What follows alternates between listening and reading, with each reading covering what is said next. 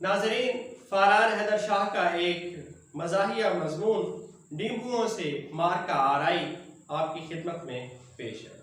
फारहान हैदर लिखते हैं कि मिर्ज़ा गालिब मरहूम की इस बात से कि आते हैं गैब से ये मज़ामी ख़याल में मुझे कभी इत्तिफाक नहीं रहा, क्योंकि हमारे जहन में तो गैब से मज़ामीन की बजाय कुछ और ही चीज़ें आती हैं।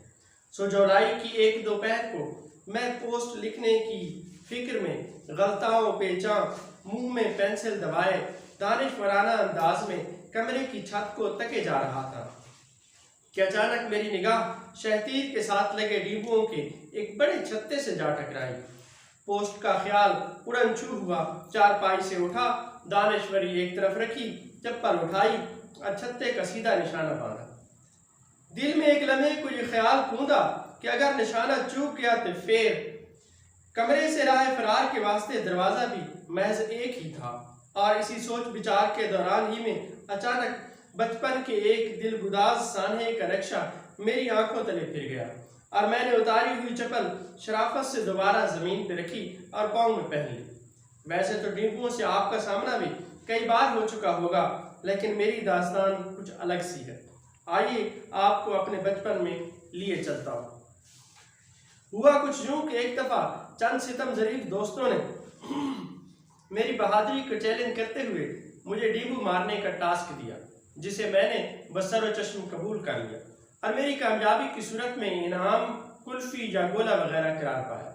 मैदान जंग में कूदने से कबल मैंने अल्लामा इकबाल के इस कौल मोमिन हो तो बेतेग भी लड़ता है सिपाही की बजाय खुद को मुमकिना और मतलूबा हथियारों से लैस करना बेहतर समझा। लिहाजा चेती चेती ढाल के तौर पर घर से नानी अम्मा का शटल काक बुरका और तलवार के तौर पर एक झाड़ू लेकर मैदान हर्ब में आन वारिद हुआ। शटल काक बुरका साथ पर पहनकर मैंने अपने तौर पर नींबू की तरफ से की जाने वाली मुमकिन जवाबी कार्रवाई के तमाम तर रास्ते मसदूद कर दिए। झाड़ू संभाला, एक गहरा सांस लिया और नारे तकबीर बुलंद करते हुए सामने दीवार पर चैन से बैठे नींबू पर टूट पड़ा। झाड़ू की एक कारी ज़रब लगाई और यकीन कर लिया कि नींबू मियाँ का राम नाम सत्य हो गया है और इसके लवाहिकीन अब इसकी लाश मिलते ही अंतिम संस्कार की तैयारी करेंगे। लेकिन तकदीर को शायद कुछ और ही मंजूर था। दीवार की जिस ईंट पर बैठे हुए नींबू पर मैंने बुज़दिलाना वार किया था, दरअसल उसी ईंट के नीचे मौसूफ का एक पूरा खानदान रिहाइश पजीर था। मेरी तरफ से नारा तकबीर की गूंज और हमले की आवाज़ सुनते ही अपने जवान की कुमक के लिए नींबुओं की सेना का एक पूरा मुस्तैद चाको चौबंद दस्ता ईंट के नीचे से आनन फानन बरामद हुआ और मुझ मजलूम पर टूट पड़ा। फिर क्या, इतने हमलावरों को अचानक सामने देखकर मेरे अवसान खता हो गए। सारी बहादुरी, आज़्म इस्तिक़लाल और साबित कदमी एक तरफ पटकी और पीछे देखे बगैर दौड़ लगा दी।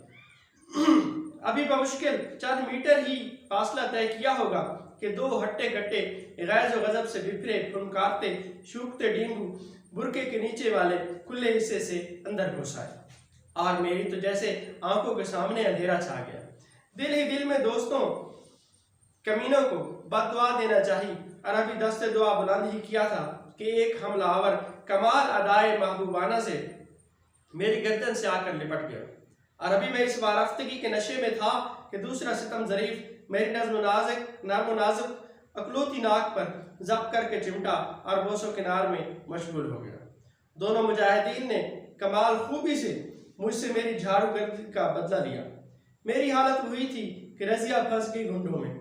मैं बेबसी के आलम में अपने बेवफा दोस्त नुमा दुश्मनों को कोसता रह गया। इस अचानक होने वाली सर्जिकल स्ट्राइक के दिफाई वार में एक मुजाहिद नींबू मेरे हाथों इस दाड़फानी से कूच कर गया, जबकि दूसरा कमाल बेगैरती के साथ फरार होने में कामयाब हो गया। यकीनन अपने नींबूस्तान में कामयाब वापसी पर उसे किसी आला सदारती एवार्ड से नवाजा गया होगा। खैर, जब तमाम मुहिम जुई के बाद मैं घर लौटा और आईने में अपना मुंह देखा तो वो किसी को दिखाने के लायक नहीं बचा था। सौजन उतारने के लिए नमक, लीमू, लोहे का गर्म ताला और इस जैसे कई टोटके आजमाए गए। तब कहीं जाकर तीसरे दिन साबका सूरत हाल पर बहाली हुई। اگلی ویڈیو تک کے لیے اللہ حافظ.